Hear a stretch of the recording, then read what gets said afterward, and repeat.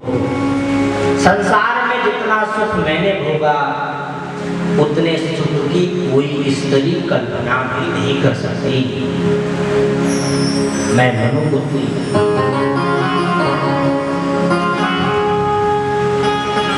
उसके बाद कर्दम जी जैसे श्रेष्ठ पति, अनसुईया जैसी 9 कन्याएं और आप जैसे भगवान के रूप में मुझे पुत्र प्राप्त हुआ।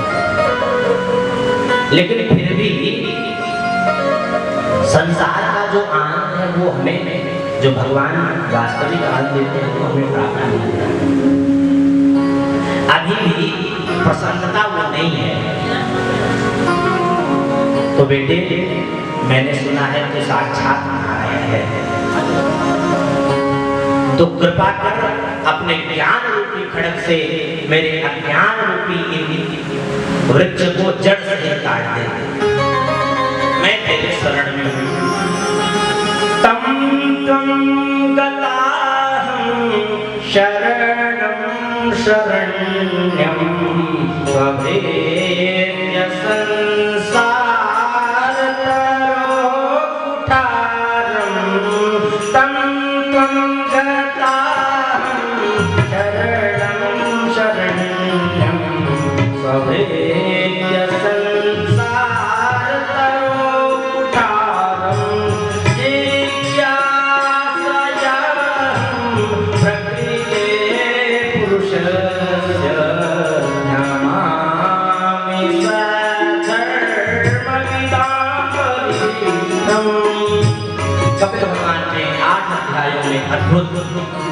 सांख्य योग का उपदेश किया। इन 8 अध्यायों को कपिलाष्टाध्यायी कहते हैं। भगवान कहते हैं, माँ, संसार में चाहे जितने विषय जीव को प्राप्त हो जाएं, कितना भी विषयों का भोग कर ले, लेकिन वास्तविक तृप्ति उसे इसमें नहीं मिल सकती। इंद्रियों का तर्पण है विषय, और जो आत्मा है वो तो अतृप्त ही रहती है। विषय जो है, विषय तो स्वयं ही अपूर्ण है, हम पूर्ण कैसे हो जाएंगे? जीवन में परिपूर्णता तभी आएगी जब परिपूर्ण से जुड़ोगे। और परिपूर्ण कौन है? पूर्णमदः पूर्णमिदं पूर्णात् पूर्णमुदच्यते पूर्णस्य पूर्णमादाय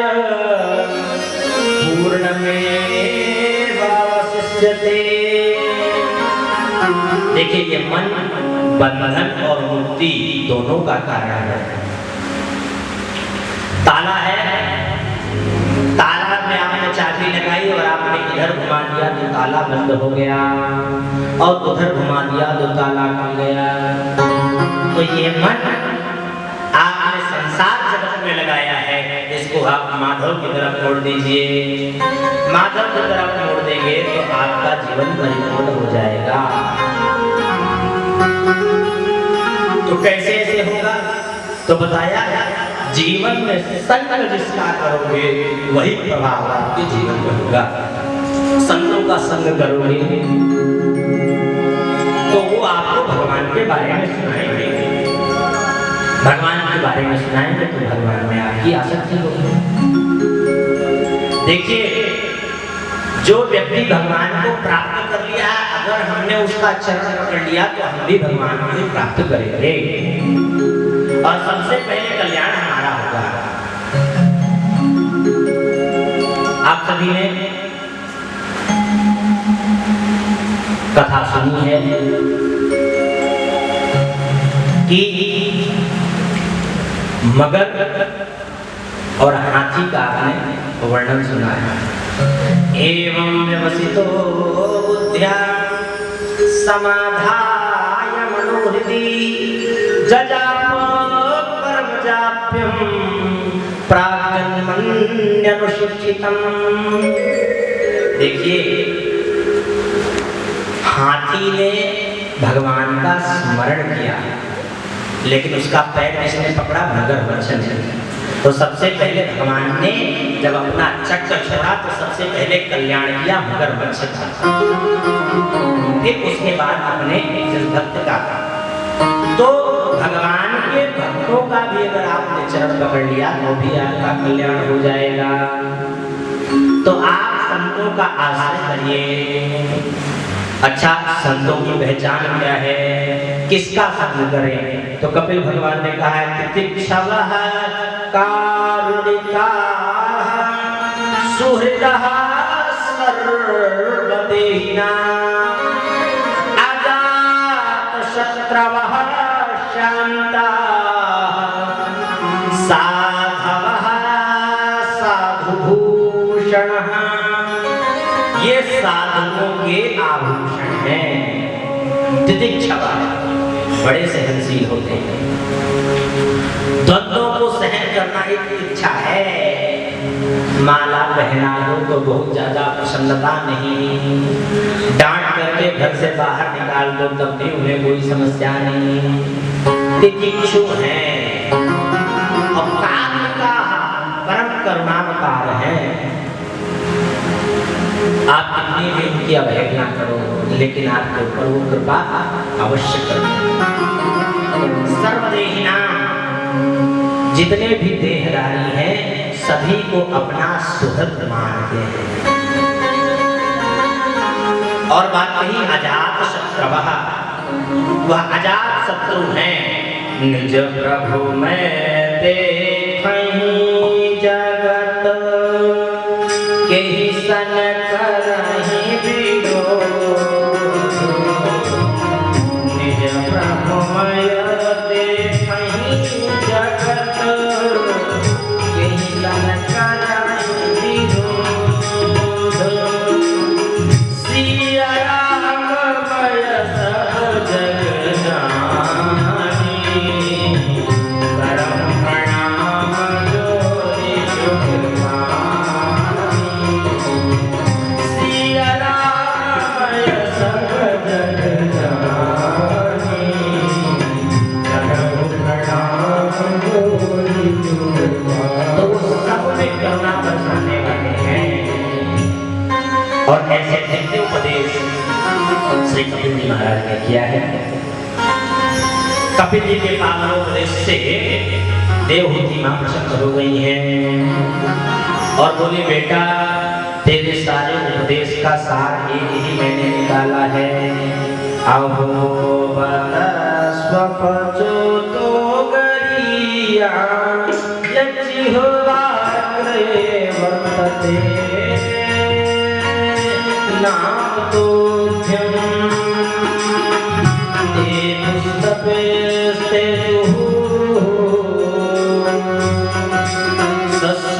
सस्नोरार्या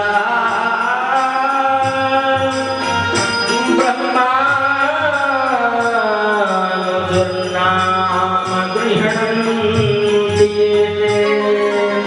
अहो बतस स्वपचो गरिया, माता देवहूति कहती हैं यदि कोई चांडाल भी हो पर वह भगवान के नाम का अगर आश्रय ले ले, वाणी में सतत भगवान का स्मरण कर ले तो वह चांडाल भी श्रेष्ठ हो जाता है। एक तरफ कोई बहुत ज्यादा बड़ा विद्वान हो फिर भी भगवान के नाम का स्मरण न करे तो क्या है कि वो उसका कल्याण नहीं होता। क्षेमम नविर्विनन्ति विनाय दर्पणम तस्मै सुभद्रस्रवसे नमो नमः। ऐसा कहकर के देवहूति मां ध्यान होकर के बैठ गई हैं। माता देवहूति को प्रणाम करके भगवान चल पड़े हैं। देवहूति मां का देह प्रेम से पुलकित हो गया और माता देवहूति जल रूप में परिणत हो गई हैं। भगवान आकर के सागर में विद्यमान हो गए हैं। सागर ने स्वागत किया है। सागर के बीच आसन लगाकर कपिल भगवान बैठे हैं जिसे हम गंगा सागर कहते हैं। आज भी मकर संक्रांति के समय भगवान का दर्शन होता है। इस प्रकार से तृतीय स्कंद समाप्त हुआ। भगवान के नाम का जीवन में बहुत बड़ा महत्व है। हम कोई पूजन भी आरंभ करते हैं तो क्या कहते हैं?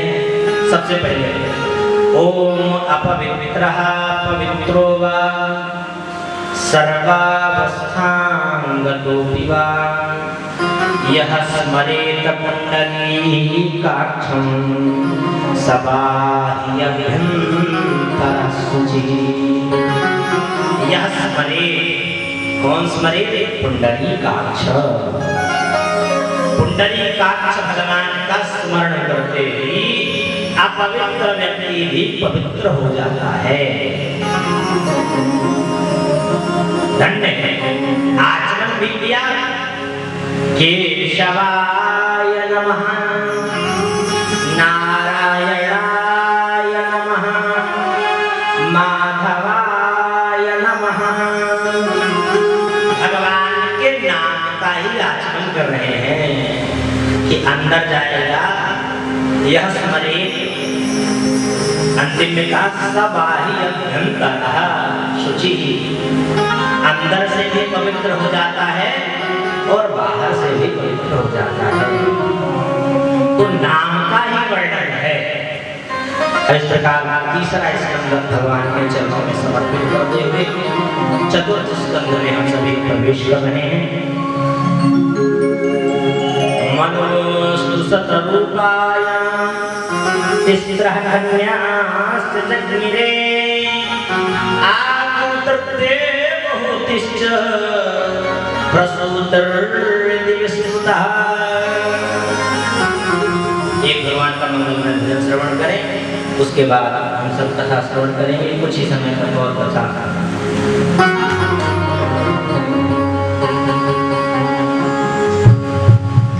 हर हाल में खुश रहो, संतोष सीख जाए। हर हाल में खुश रहना, हर हाल में खुश रहना, संतोष सीख जाए।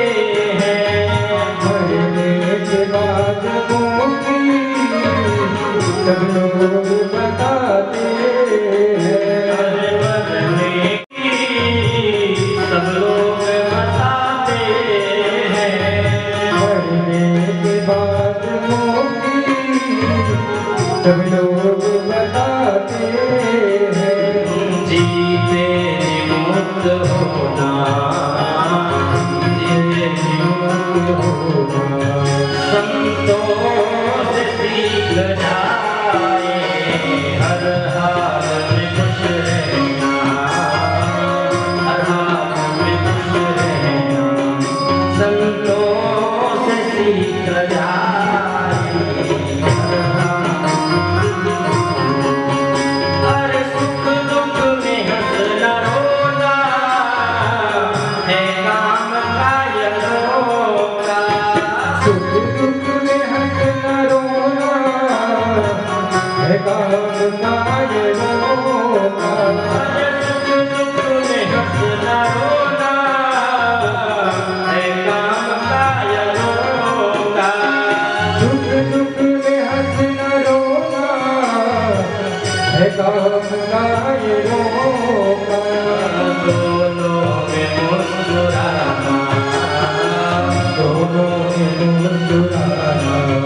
संतोष सीख जाए।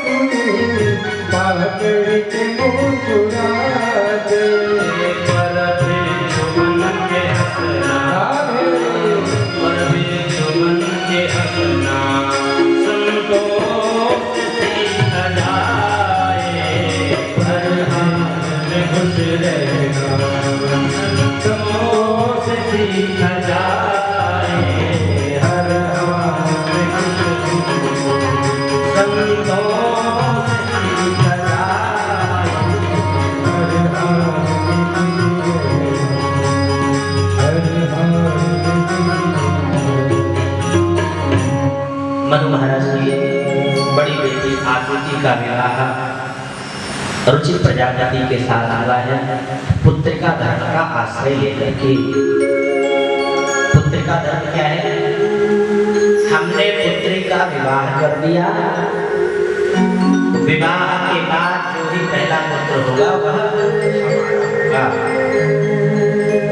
तो पुत्रिका धर्म का आश्रय लेकर के विवाह हुआ है।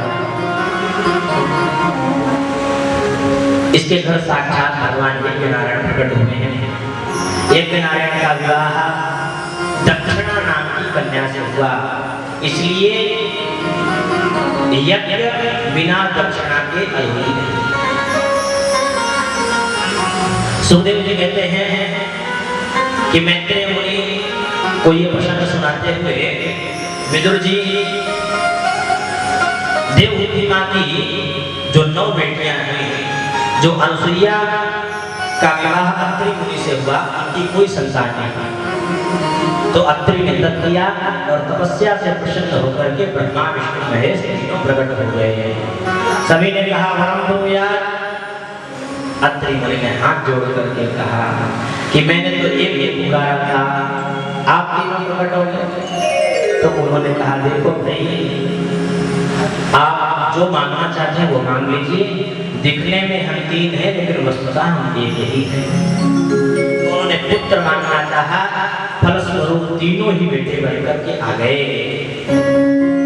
ब्रह्मा जी के अंश से चंद्रमा, भगवान शिव के अंश से दुर्वासा मुनि और भगवान नारायण के अंश से अनुसुईया मां के गर्भ से साक्षात भगवान दत्तात्रेय प्रकट हुए।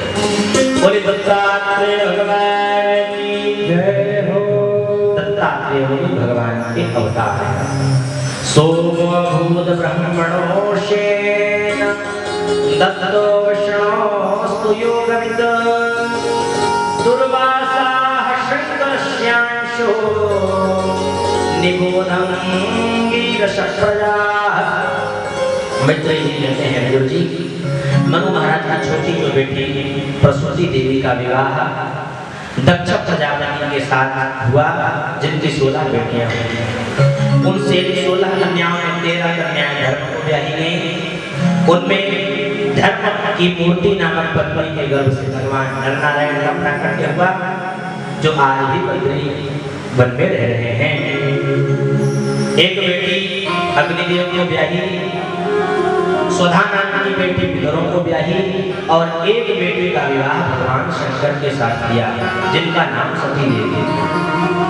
शिव पत्नी सती देवी की कोई संतान नहीं हो सकी, क्योंकि एक बार दक्ष प्रजापति ने भोलेनाथ का अपमान कर दिया, जिसको सती सह न सकी और माता सती ने अपने शरीर का त्याग उसी यज्ञ में कर दिया।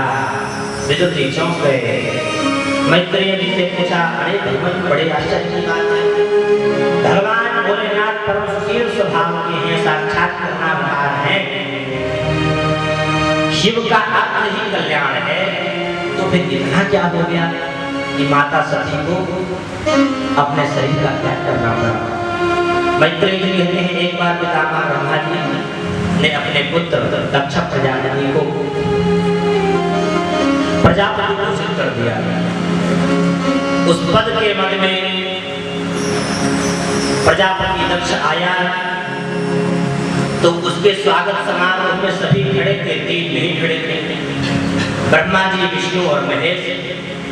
ब्रह्मा जी को देखा तो विचार किया ये तो हमारे पिताजी हैं, खड़े नहीं हुए, कोई बात नहीं। विष्णु जी को देखा, अरे ये तो दादाजी हैं, कोई बात नहीं। भगवान शंकर की ओर जैसे ही देखा, नाराज हो गया, बैठते ही भाषण देना प्रारंभ किया। सूयताम ब्रह्मर्षयो में सहदेवा सहदेहा साधूनां कृतो वृत्तम न ज्ञानान् न च वत्सरा।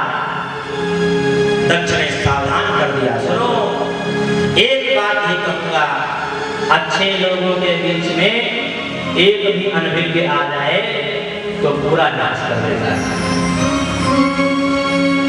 कौन है वो व्यक्ति? शिष्टाचार से पता नहीं, सभ्यता पता नहीं है, ये तो हमारे लिए कलंक है। अयम लोकपालानां यशोघनो निर्बन्धः। दिन दिन भर भूतों प्रेतों के साथ डरता है, सांप बिच्छू को अपने पास रखता है। इसको क्या पता लोग मर्यादा का। अब इतना सब कुछ कहा, नंदी खड़े हुए लेटे, नंदी को बोलने से मना कर दिया।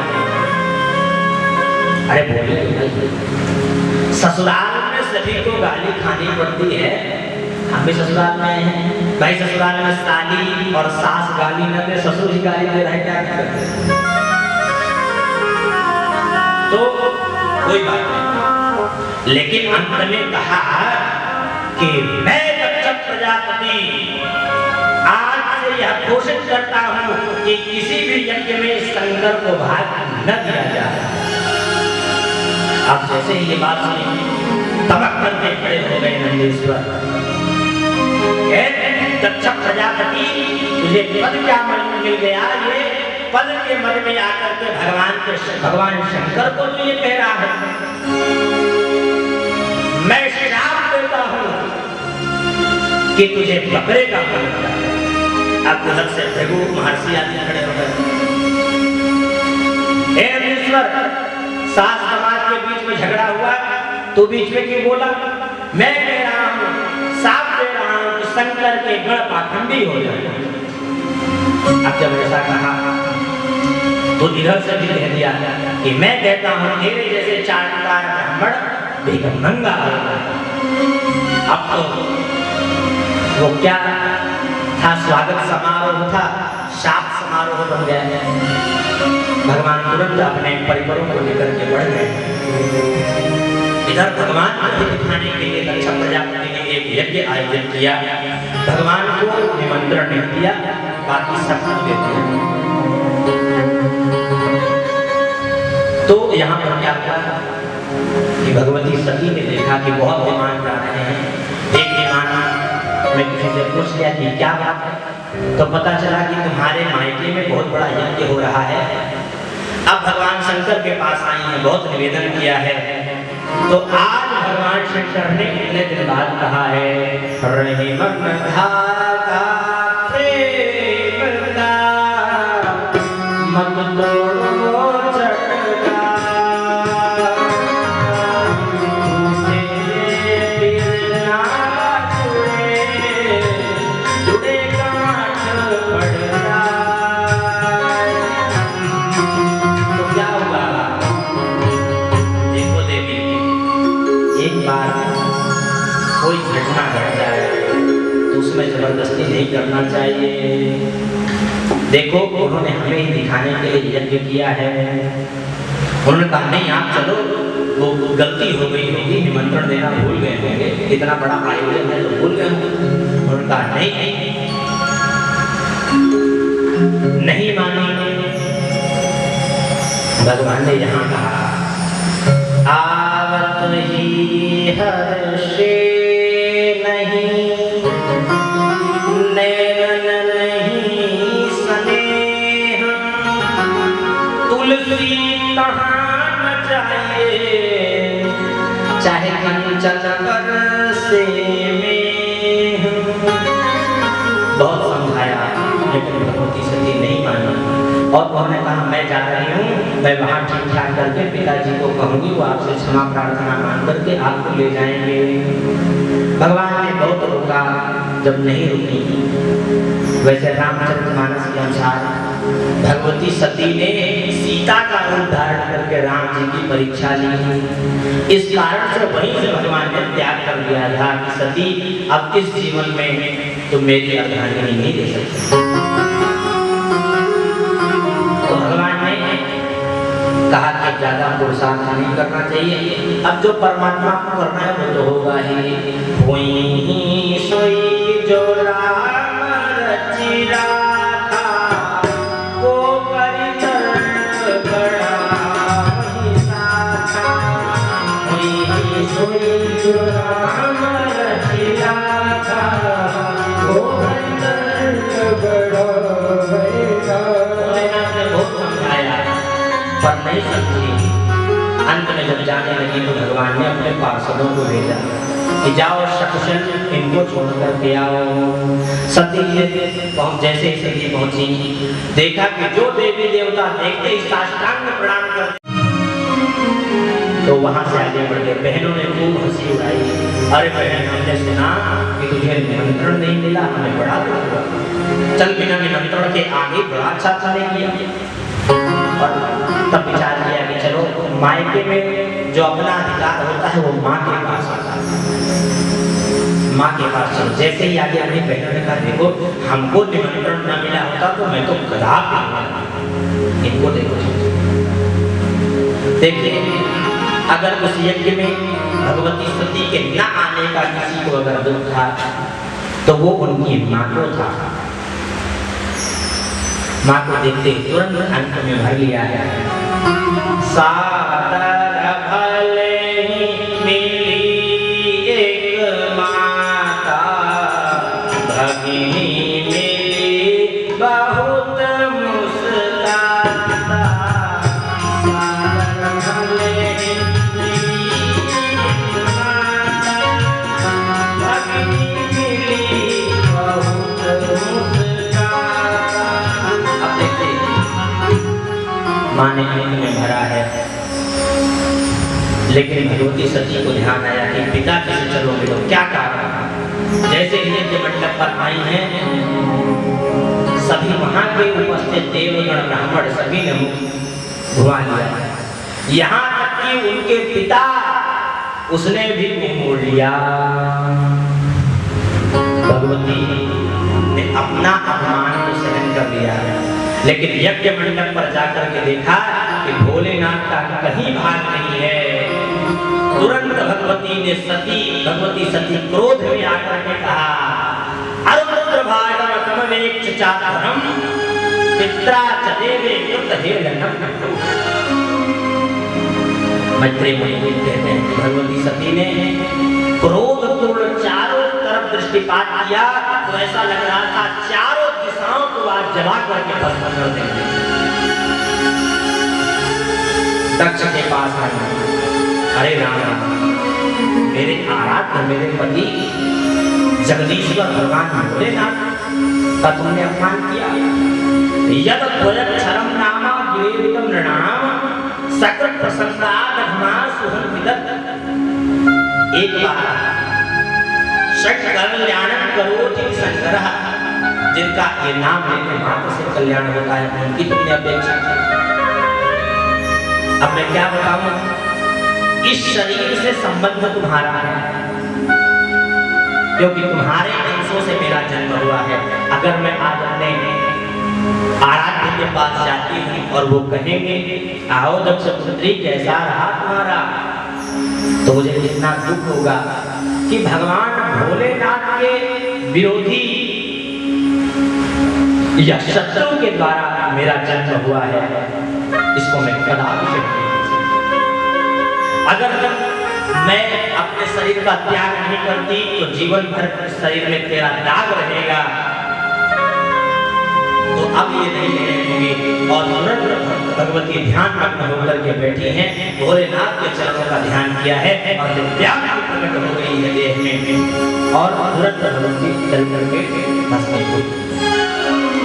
इधर भगवान के सभी पार्षद लड़ने के लिए आगे बढ़े हैं, तो मंत्रों के द्वारा देवताओं को प्रकट करके भूत प्रेतों को भगा दिया है। नारद जी ने सारा वृत्तांत भगवान भोलेनाथ को सुनाया। भोलेनाथ ने अपनी जटा फाड़ करके ऐसे फेंकी,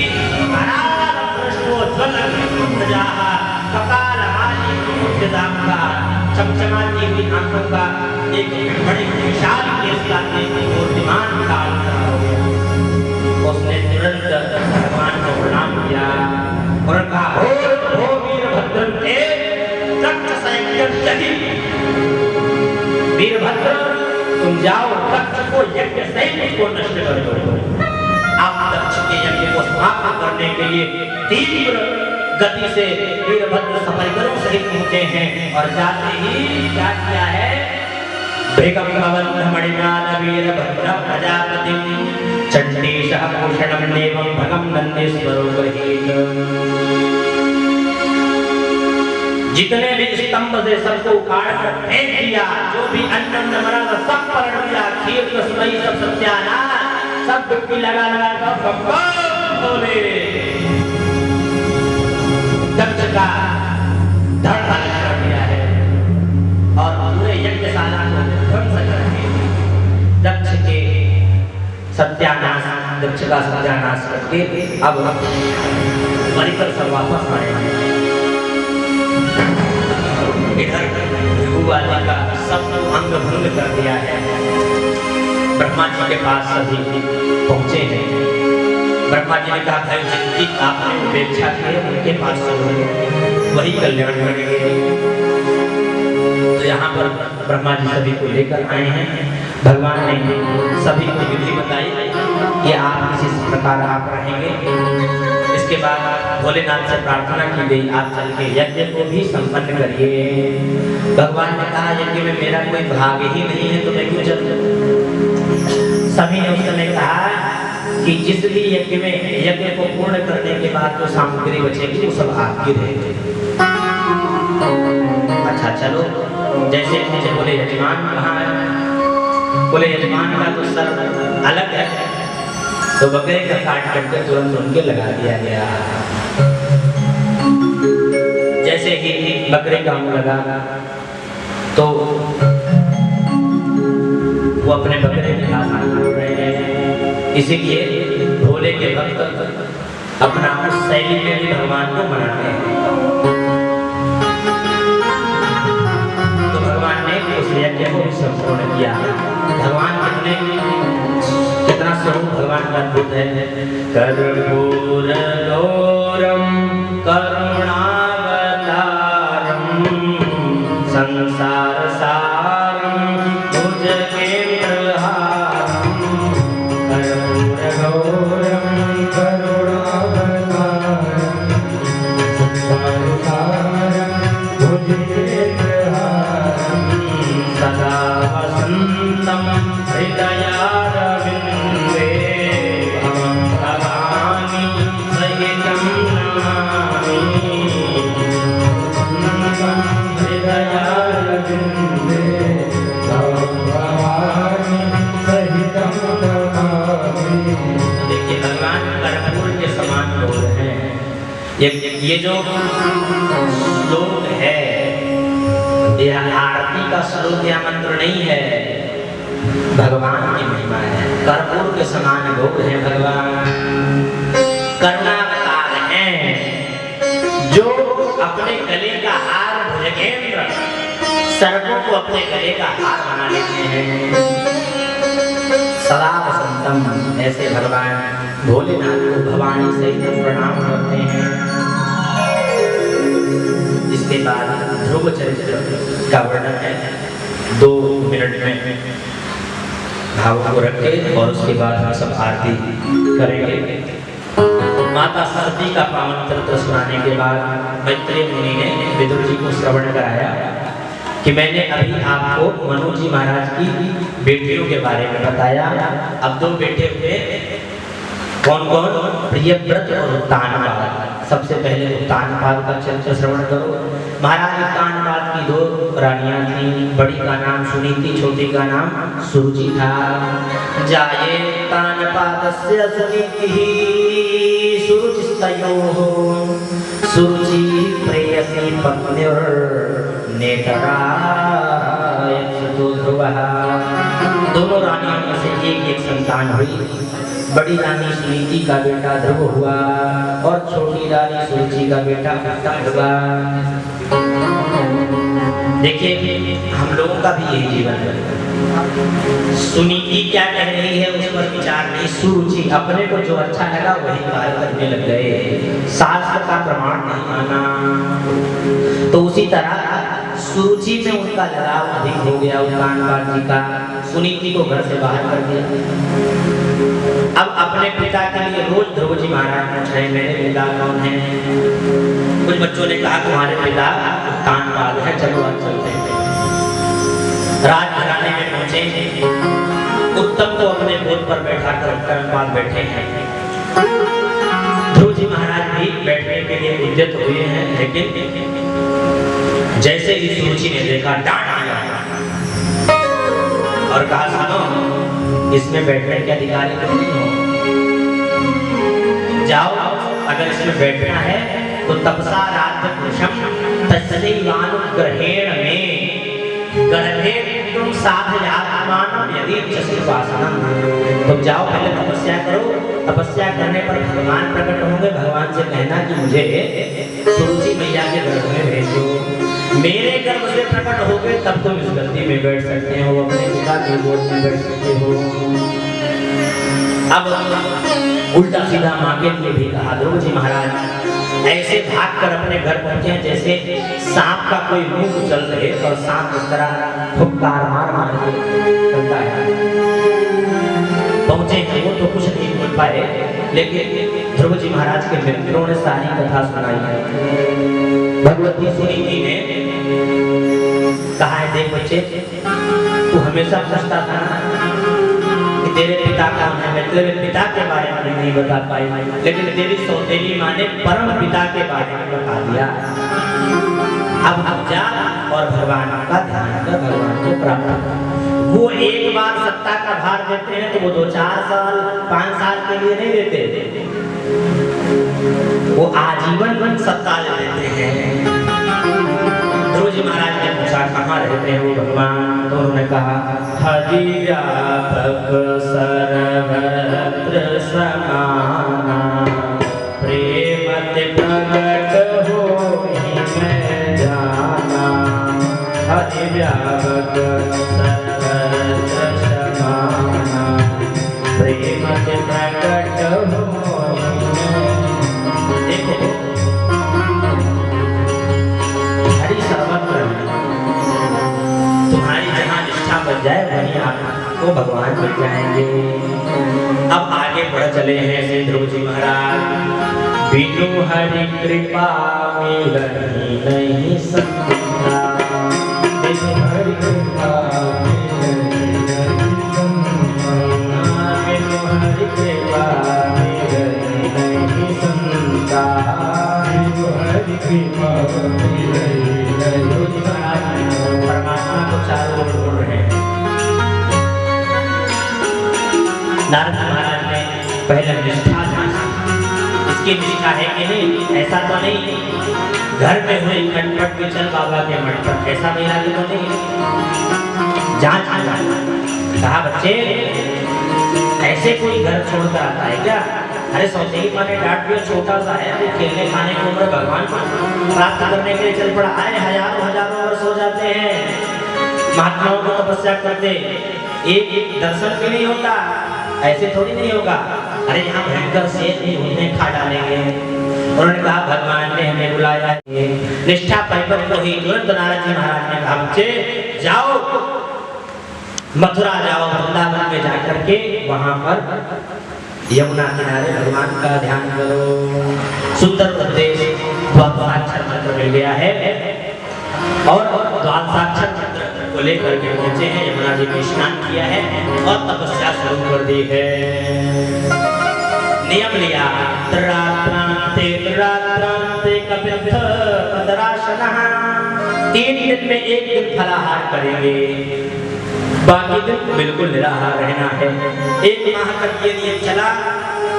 दूसरे माह और तपस्या तीव्र हो गई। द्वितीयं चतुर्था मासं षष्ठे दिने, दूसरे माह में कहा इच्छा दिन तक दूर्वा घास आदि खा करके और बाकी दिन खाली। तीसरा महीना लगा कठोर तपस्या करनी। नवमे अब 9 दिन में 1 बार केवल यमुना जी का जल लेते हैं।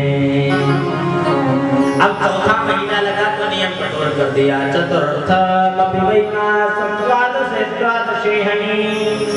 12 दिन में केवल वायु का आहार करते हैं। तो भगवान का ध्यान कर रहे हैं। ध्यायन् भगवतो रूपम नात्राक्षीति कंचनापरम। 5वें महीने में क्या किया? श्री ध्रुव जी महाराज ने प्राणायाम चढ़ा लिया। और जैसे ही प्राणायाम चढ़ाया त्रैलोक्य में हाहाकार मच गया, देवता लोग हरि की शरण में आ गए। नैवं वेदामो भगवन् प्राणरोधं चराचरस्याखिल सत्त्वधाम्ना विधेहि तन्नो हृदयाद्विमोक्षम्। वयं त्वां शरणं प्रपन्नाः, वयं त्वां शरणं प्रपन्नाः। सभी ने कहा, प्रभु हमारी रक्षा करिए, हमारे प्राण श्वास को ही किसी ने रोक दिया। अब भगवान देख लियो, भगवान ने कहा चिंता मत करो, मैं जा रहा हूँ। और मधुर वनं यो कह करके भगवान की सबकी रक्षा होगी। गरुड़ पर आरूढ़ होकर के भगवान गए हैं और कहा कि आज भक्त भगवान का दर्शन करने नहीं जा रहा है, बल्कि भगवान अपने भक्त का दर्शन करने जा रहे हैं। भगवान प्रकट हो गए हैं।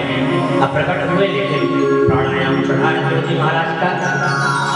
तो ध्रुव जी महाराज ने क्या किया, ध्रुव जी महाराज के हृदय से वो छवि निकाल दी भगवान ने। छटपटाहट के मारे नेत्र खुला, सामने भगवान के रूप में प्रकट है। अब तो आत्मा का कारावार नहीं रहा। उन्होंने विचार किया, माता जी ने बताया कि भगवान यहाँ वहाँ मिलते हैं, सर्वत्र मिलते हैं। नारद जी महाराज ने ध्यान की विधि बताई, लेकिन मिल जाए तो क्या उनकी स्तुति करना चाहिए ये तो पता ही नहीं। तो भगवान समझ गए, पश्चर्या बलम बालम जो पया कपूले, उनके कपोल में स्तन का स्पर्श कराया। मूकं करोति वाचालं पंगुं लंघयते गिरिं यत्कृपातमहं वन्दे परमानन्दमाधवम्। भगवान मूक को भी वाचाल बना देते हैं,